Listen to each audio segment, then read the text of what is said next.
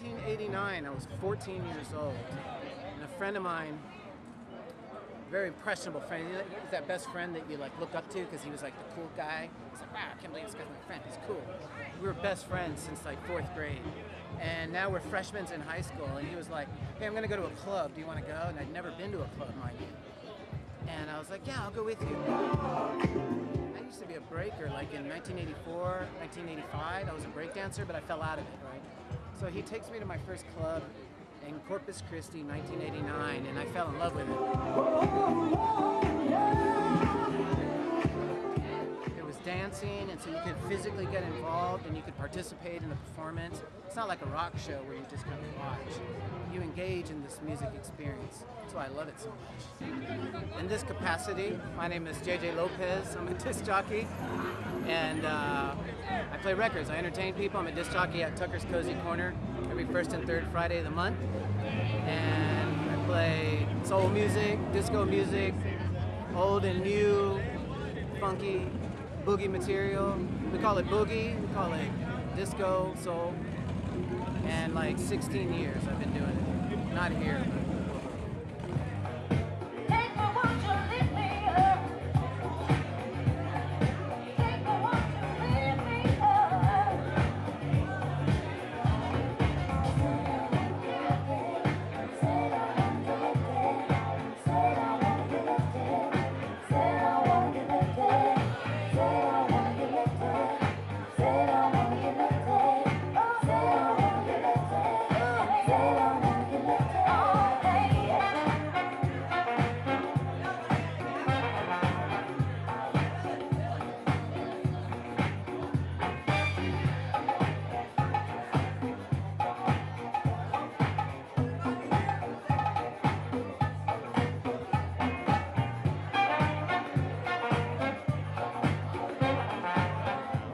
soul music is the genre, right? One of the longest lasting.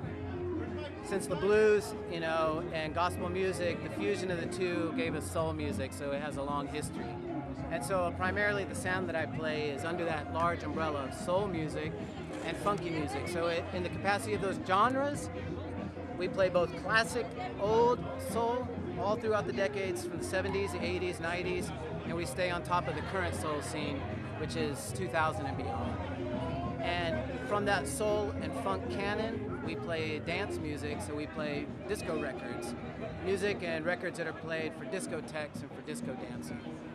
And one of the misconceptions is that at the popularity of the discotheque, a style of music was produced and became a genre in itself, and to the detriment of actual DJ culture. And I say to the detriment because what happened was this new disco genre became so commercial that it pretty much ruined the genre of having any sort of respectable image in the face of popular music, right?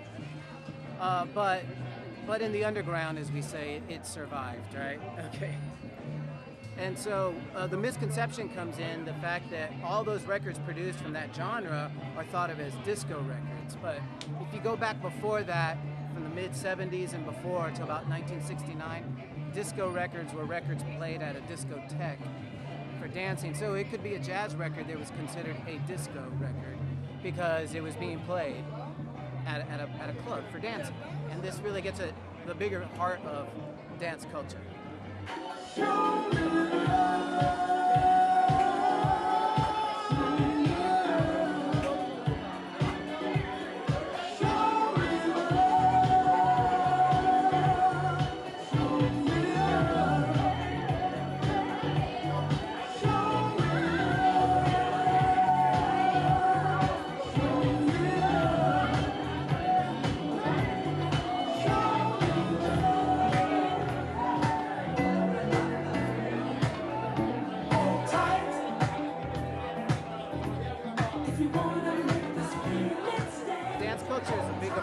You could have just people dancing ballet and maybe entertainment dancing, but then in dance culture, there's also club culture, and within club culture, there's DJ dance culture, right? Probably say club culture to be safe.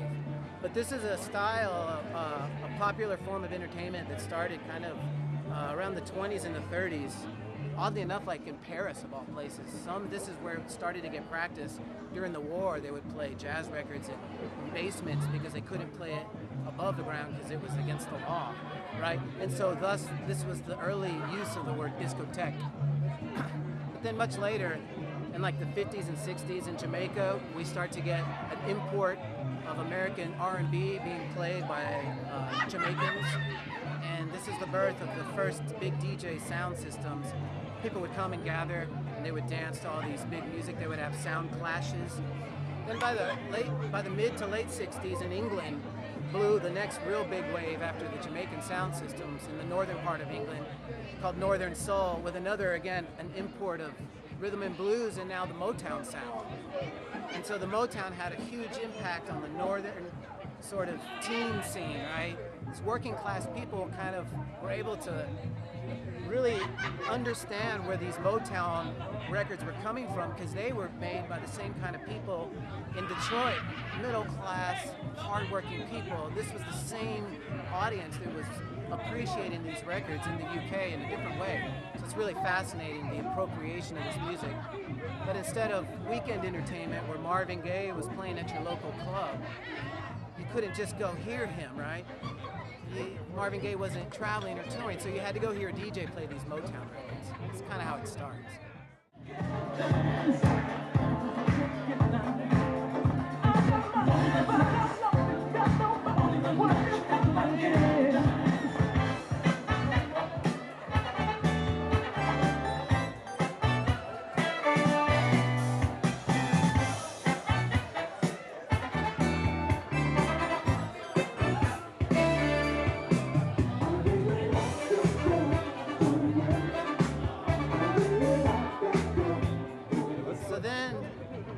By the late 60s and early 70s, the U.S. starts to really gain some momentum in terms of along the East Coast in New York City with the same thing.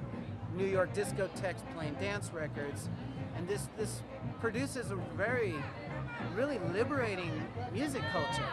And the reason I say liberating is because a large part of the population that originally went to discotheques were marginalized groups, minorities, Latinos and poor barrios, and homosexuals, right, and bisexuals, and that whole marginalized culture found sort of salvation, right, a means of liberation in this nightclub scene. And this gets at the heart of what disco's about. It's about liberty, right? And it's about attaining the promise of sort of freedom and love and all these things. Keeping that in mind, we're part of that greater story of American sort of discotheque inspiration. And so we still play those liberating sounds and we pull music from those vibes and that canon. 70s, 80s, 90s, and we stay on top of who's doing it in that spirit today, and that's what we play. It took us one time. It's a soul spot every first and third Friday. We're getting it warmed up for you. Don't forget, we got the sounds of Chicken George coming your way at midnight. So turn it out, baby. Come on now.